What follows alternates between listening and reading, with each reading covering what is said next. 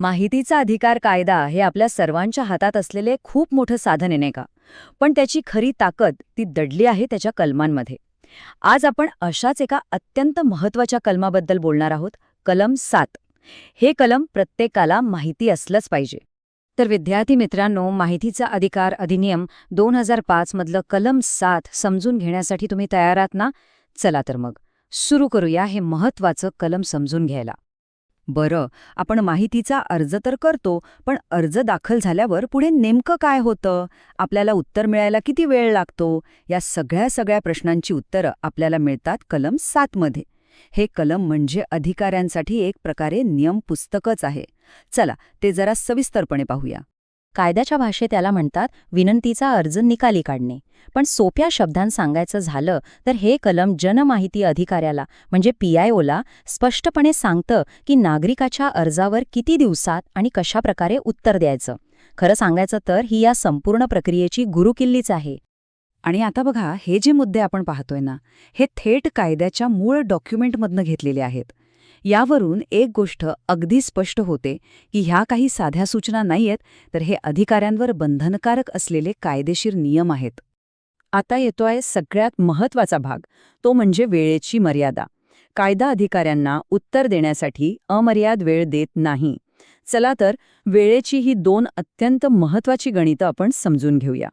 पहिली आणि सगळ्यात सामान्य मुदत आहे ती म्हणजे 30 दिवसांची.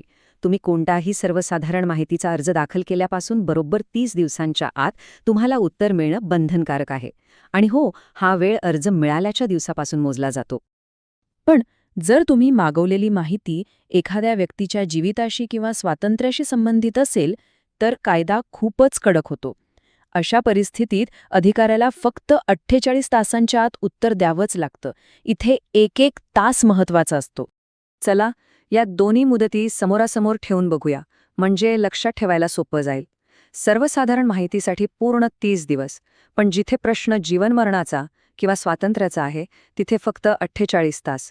हे 2 आकडे खूप महत्वाचे आहेत, लक्षात ठेवा. अर्थात प्रत्येक नियमाला काही अपवाद असतात. इथेही आहेत.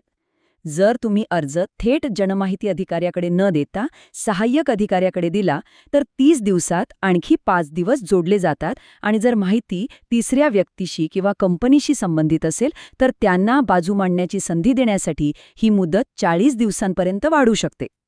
आता आपण कायद्यातील एका अशा तरतुदीकडे वळतोय जी खऱ्या अर्थाने नागरिकाला ताकद देते. विचार करा, जर अधिकारी वेळेचं पालनच करत नसतील तर मग काय होतं? चला पाहूया. हाच तो प्रश्न आहे. समजा माहिती अधिकाऱ्याने 30 दिवसांची किंवा 48 तासांची मुदत पाळलीच नाही, तर काय? आपल्या हातात काय पर्याय आहे? कायद्याने यावर काही उपाय सांगितला आहे का? आणि याचं उत्तर आहे हो. कलम 7(6) असं सांगतं की जर माहिती अधिकारी वेळेत उत्तर देऊ शकले नाहीत, तर अर्जदाराला ती माहिती पूर्णपणे मोफत म्हणजे फ्री ऑफ चार्ज द्यावी लागेल, मग भले त्यासाठी कितीही शुल्क लागत असो. हा आपला हक्क आहे. इतकंच नाही, तर कलम 7(2) मध्ये एक डीम्ड रिफ्युजल नावाची संकल्पना आहे. म्हणजे जर वेळेत उत्तर आलं नाही, तर कायदा असं समजतो की तुमचा अर्ज फेटाळण्यात आला आहे. आणि यामुळे काय होतं? यामुळे तुम्हाला थेट पहिल्या अपिलात जाण्याचा मार्ग मोकळा होतो. आता आपण त्या परिस्थितीबद्दल बोलूया जिथे अधिकारी तुमचा अर्ज स्पष्टपणे फेटाळतात. हो, ते असं करू शकतात, पण त्यासाठी त्यांना काही नियमांचं पालन करणं बंधनकारक आहे. हो, माहिती अधिकारी तुमचा अर्ज फेटाळू शकतात, पण ते फक्त नाही, माहिती देणार नाही असं म्हणून थांबू शकत नाहीत. कायद्याने त्यांच्यावर काही जबाबदाऱ्या टाकलेल्या आहेत ज्या त्यांना पूर्ण कराव्याच लागतात. कलम 7(8) नुसार अर्ज फेटाळताना माहिती अधिकाऱ्याला 3 गोष्टी कळवणं बंधनकारक आहे. पहिलं, अर्ज का फेटाळला त्याची स्पष्ट कारणं. दुसरं, या निर्णयाविरुद्ध अपील करण्यासाठी किती दिवसांची मुदत आहे. आणि तिसरं, हे अपील कोणाकडे करायचं, म्हणजे त्या अपीलीय अधिकाऱ्याचा पूर्ण तपशील. तर आत्तापर्यंत आपण कलम 7 मधल्या सगळ्या महत्वाच्या तरतुदी पाहिल्या. या सगळ्या मिळून नागरिकांच्या हातात एक प्रचंड अधिकार देतात. चला, यातले सगळ्यात महत्त्वाचे मुद्दे पुन्हा एकदा थोडक्यात बघूया. तर आज आपण काय शिकलो? लक्षात ठेवण्यासारखे 4 महत्त्वाचे मुद्दे. 1. वेळेची निश्चित मर्यादा आहे, 30 दिवस किंवा 48 तास. 2. वेळेत उत्तर नाही आलं म्हणजे अर्ज फेटाळला गेला असं समजायचं. 3. माहिती उशिरा मिळाली तर ती फुकट मिळवण्याचा आपला हक्क आहे. आणि 4. अर्ज फेटाळल्यास कारणं आणि अपिलाची माहिती देणं अधिकाऱ्यावर बंधनकारक आहे.